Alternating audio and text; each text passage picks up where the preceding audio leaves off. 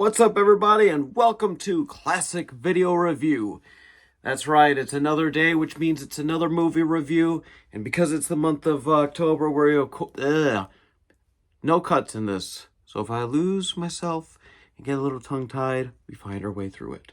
But it is October, which means every day is a spooky movie. And continuing with the Friday the 13th movies, I figured, you know what? We gotta go with number 4. Right there, the middle piece. Which means today's movie is Nightmare on Elm Street 4, The Dream Master. Oop, my camera fell. We are all having all kinds of technical difficulties today. Show you guys the back here real quick. As you can see, we've got the centerpiece of him now. The original cover, which is kind of unique, honestly. The original covers are very different than what we eventually got. Matter of fact, like, was it kind of like, honestly, 1 and 2 and 3 a little bit. You would never know it was Freddy Krueger. So, kind of taking place immediately after the events of Dream Warriors.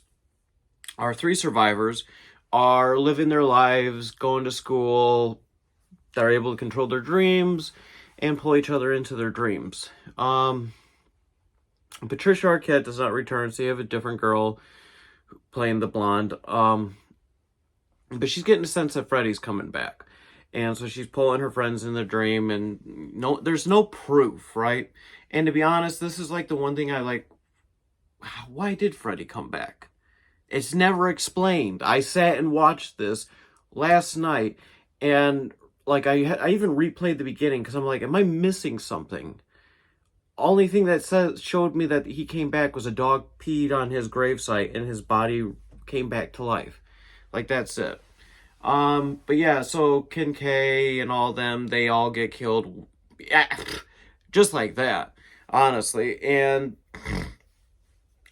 so the first one, he gets killed in like the junkyard with all the cars. Second one gets sucked in and drowned and stabbed up in his waterbed, and then the third one, she gets killed in the old Elm Street house. But before she did that, she had pulled in one of her friends. And this girl and her brother, now their one's being haunted. Brother gets taken out. Now it's down to the girl. Her friend gets taken out, which, man, that is a brutal death. Like, she's lifting weights, and all of a sudden her arms snap, and it's like bugs, and she ends up getting like stuck in like this thing, and her face rips off. They really stepped it up on this one on the budget and special effects, because it is pretty brutal. Or like the scene at the end where after all her friends have died, she now has all their powers, but he has their souls. And which, by the way, the actress, she comes across in the movie extremely sweet and kind, but the acting for me was just not there at all. And honestly, it's a lot of these movies are the same. The actors, they're not polished enough. You know, you just take a bunch of young kids, throw them in a horror film, and say, read these lines. Which maybe, you know what? Maybe that's why the movies didn't make as much money as they should have. You never know. But yeah, the ending where she beats him and like shows his reflection and stuff in the mirror. All the souls, they're like literally tearing him apart. That's a pretty gruesome scene. Like towards like when they took the one hand and like attached his head to the thing. Like, oh, it's so crazy to see how they used to make these movies. So much better, the the practical effects. I will never get tired of seeing that. Now, with that being said, what does this say? The most popular cinematic maniac since Darth Vader. That's kind of weird. Compare him to a Star Wars guy. It's not bad. I'm not sure if I'm really looking forward though to the Dream Child, because that's going to be tomorrow's movie. But number 4 isn't bad. I kind of wish though they wouldn't have killed off the Dream Warriors from the last movie. I wish they would have kept them more alive throughout it, but I get it.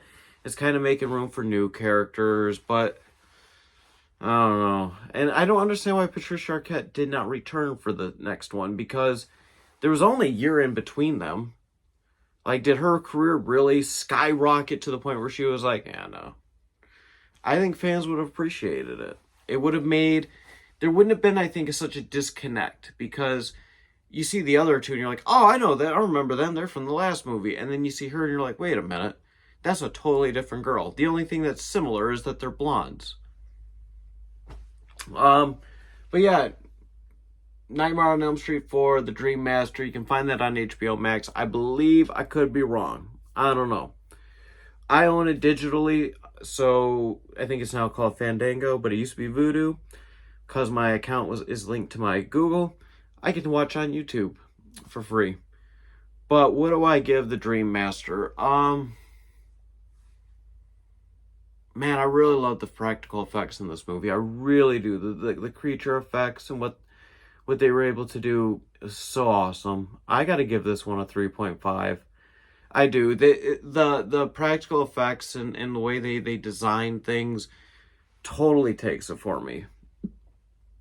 Is the acting yeah. Is the writing not that great? Yeah. But, and the other part that kind of threw me off was when Freddy comes back and you see him and he's like, you shouldn't have buried me. I'm not dead yet. His mouth does not move. I watched it. It's just like this. Or maybe not even that. Like his teeth were still closed together. It just, I don't know. This movie irks me in some ways because I feel like maybe they wouldn't have rushed it and spent a little bit more time. Maybe instead of putting it out every year, every 2 years, really kind of take the time to make sure things are lined up and look right. And I don't know. But it's a fun movie, honestly. And it's not a bad addition to the series. It's really not. We'll see how Dream Child is. I haven't watched that in a long, long time. I can't even remember, really, the story. So, we'll find out together tomorrow when I review it. But anyways, thank you for watching, and I will see you again tomorrow.